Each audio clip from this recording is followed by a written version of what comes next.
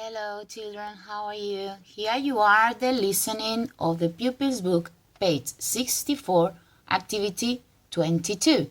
Here you are going to listen some descriptions or dialogues, so you have to write the correct number in the correct picture, okay?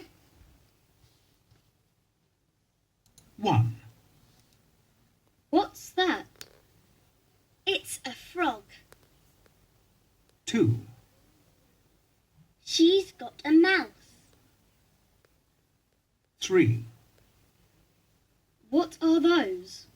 They're snakes. 4.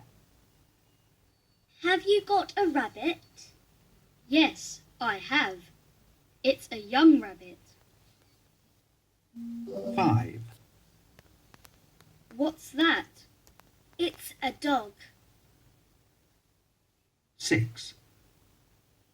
Has she got a kitten? No, she hasn't. She's got a fat cat. Okay, bye-bye.